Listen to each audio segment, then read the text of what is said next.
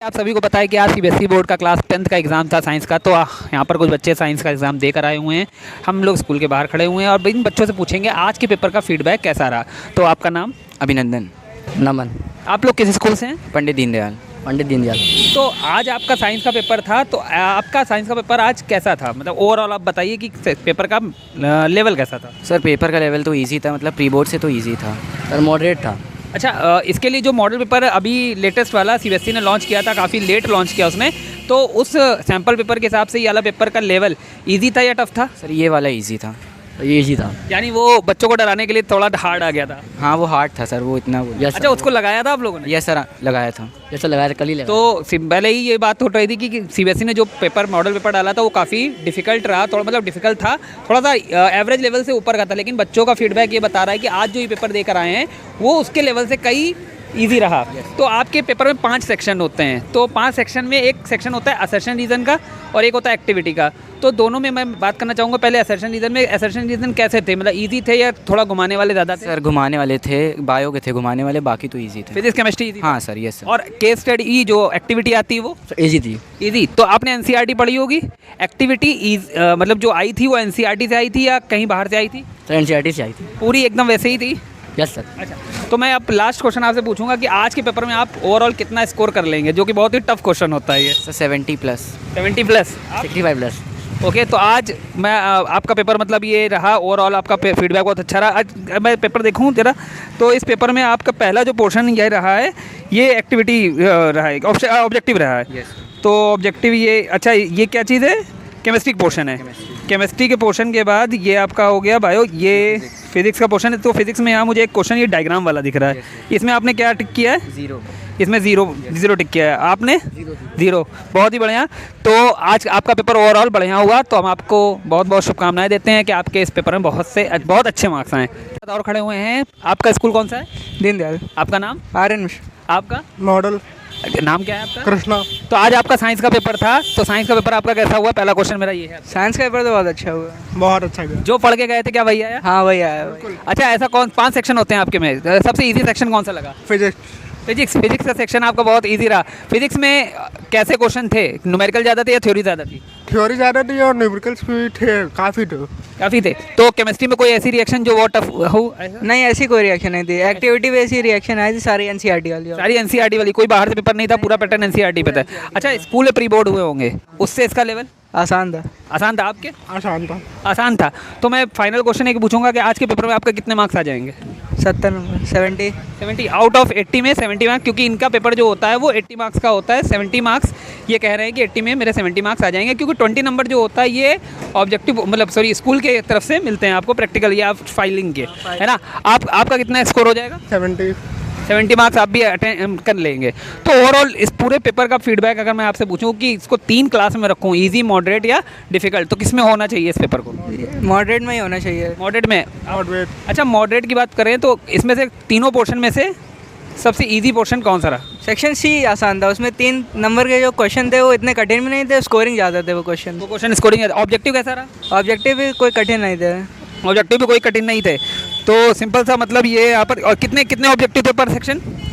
ये section A पूरा objective था 20 नंबर का, 20 क्वेश्चन 20 नंबर के ऑब्जेक्टिव थे। तो यहाँ पर इन बच्चों का फीडबैक ये रहा कि पेपर बहुत ही इजी रहा है। सैम्पल पेपर जो आया था सीबीएसई ने अपना लॉन्च किया था, उससे टफ था, इजी था? उससे तो बहुत इजी था। वो टफ लग रहा था? हाँ वो तो बहुत टफ था। वो तो बहुत टफ था। बच्चों की यही परेशानी थी कि सैम्पल पेपर इतना टफ देख कर ये सोच रहे थे कि बोर्ड में कैसा ही पेपर आएगा, लेकिन आज का पेपर बहुत अच्छा आया। तो थैंक यू वेरी मच, आपके बहुत अच्छे नंबर आए, हम शुभकामनाएं देते हैं आपको। तो ओवरऑल फीडबैक ये रहा कि बच्चों का कि आज का पेपर जो सैम्पल पेपर के रिगार्डिंग भी ये था कि बहुत ही ज़्यादा टफ होने वाला है, लेकिन बोर्ड ने बहुत ही ईजी पेपर दिया था। बच्चों का काफ़ी अच्छा पेपर हुआ आज का। तो आपका नाम क्या है? अनुराग पटेल। आपका? शारिक हुसैन। आज आपका साइंस का पेपर था, तो कैसा रहा साइंस का पेपर? ठीक था। ठीक था। आपका स्कूल कौन सा है? ये the model senior secondary school. Senior secondary school. आपका भी सेम है? हाँ। तो आज के पेपर में फिजिक्स, केमिस्ट्री, बायोलॉजी तीनों में सबसे इजी और सबसे टफ सेक्शन कौन सा था? केमिस्ट्री का सबसे टफ था और बायो का थोड़ा इजी। और आपके लिए? केमिस्ट्री टफ था। केमिस्ट्री। अच्छा, केमिस्ट्री की ऐसी क्या चीज़ थी जो आपको टफ लगी? Acid and base and salt chapter वो उस चैप्टर से क्वेश्चन टफ थे। अच्छा, एक्टिविटी इजी थी या टफ थी? वो भी थोड़ी टफ थी, मतलब मीडियम थी, मतलब ज़्यादा टफ भी नहीं, ज़्यादा इजी। हाँ ठीक। अच्छा, फिजिक्स में न्यूमेरिकल ज़्यादा पूछे गए थे, थ्योरी? थ्योरी ज़्यादा थी, न्यूमेरिकल कम थे। न्यूमेरिकल कम थे। तो अगर मैं बात करूं सैंपल पेपर की और इस वाले पेपर की, तो टफ कौन सा था, सैंपल पेपर या ये वाला पेपर? सैम्पल पेपर था बेटा। सैम्पल पेपर ही। सही बच्चों का कहना यही है कि सैंपल पेपर ज़्यादा टफ था, और जो आज बोर्ड का एग्जाम आया है, ये पेपर आया है, ये बहुत ही इजी रहा। अच्छा, ओवरऑल इस पेपर में आप कितना मार्क्स गेन कर लेंगे? 60 अबव। 60 अबव? हाँ 60 था। 60 तक। अच्छा, बायो का पोर्शन बात करें तो बायो का पोर्शन में डायग्राम में कौन सा क्वेश्चन आया था, डायग्राम ड्रॉ करने के लिए? डायग्राम या ह्यूमन आई का शायद आया था कि मतलब जो बीमारी होती है उसमें मतलब डिसीज़ होती है उसी पे आया था। उसी पे आया था। और बायो का पोर्शन में मतलब ज़्यादा लेंदी क्वेश्चन थे कि मतलब बहुत ज़्यादा लिखना पड़ा? नहीं ज़्यादा लेंदी नहीं थे, मीडियम थे। अच्छा, कितनी देर में पेपर हो गया था? पेपर क्या बहुत बड़ा था या टाइम से ओवर हो गया था? टाइम से ओवर हो गया था। हाँ टाइम से होगा। असर्शन रीजन कैसे थे? असर्शन रीजन एक पैरा होता है जिससे बच्चे काफ़ी डरते हैं, वो कैसा था? ज़्यादा घुमाऊ क्वेश्चन थे कि मतलब सीधे? नहीं, इजी थे, वो सही थे तीनों के, सीधे। Physics chemistry bio? हाँ तीनों तीनों इजी थे। तीनों के। तो ओवरऑल आज के पेपर आपको अगर मैं कहूँ कि कैटेगरी वाइज आप बताइए कि इजी था, मॉडरेट था या डिफिकल्ट था, तो आप क्या कहेंगे? मॉडरेट था, ज़्यादा इजी भी नहीं था, ज़्यादा कठिन भी नहीं। हाँ सेम। आपके लिए मॉडरेट था, हाँ। है ना? तो ओवरऑल आपके कितने मार्क्स आ जाएंगे इसमें? ओवरऑल 60 अब 60 अबव आपके मार्क्स इसमें आ जाएंगे। तो ठीक है, थैंक यू वेरी मच। हम आपको शुभकामनाएं देते हैं कि इससे ज़्यादा आपके मार्क्स आएँ। Thank you very much. हुआ कि आज आपका साइंस का पेपर था? जी सर। आपका नाम? सर कार्तिकेय। क्या, कौन से स्कूल में हैं आप? जय नारायण। जय नारायण। तो आज आपका जो साइंस का पेपर था, ये आपका कैसा हुआ? सर पेपर तो बहुत अच्छा हुआ है। पेपर बहुत अच्छा हुआ। अच्छा, कौन सा सेक्शन सबसे ज़्यादा टफ लगा? Physics, chemistry, biology? Sir tough तो कुछ नहीं था, खाली एमसीक्यू करने में थोड़ी दिक्कत हुई। एमसीक्यू टफ थे मतलब? टफ नहीं थे, मतलब मॉडरेट थे, थोड़े बहुत दिक्कत हुई। थोड़े बहुत दिक्कत हुए। अच्छा, सैंपल पेपर की बात करें, सैंपल पेपर लगा कर गए थे आप? जी। उसका और इसका पैटर्न अगर हम मैच करें तो पैटर्न सेम था, हाँ सेम था लगभग। लेकिन अगर मैं लेवल की बात करूँ तो लेवल ठीक ही था। मतलब ये सैंपल पेपर से इजी था या सैंपल पेपर से टफ था? इजी था ये। याला इजी था।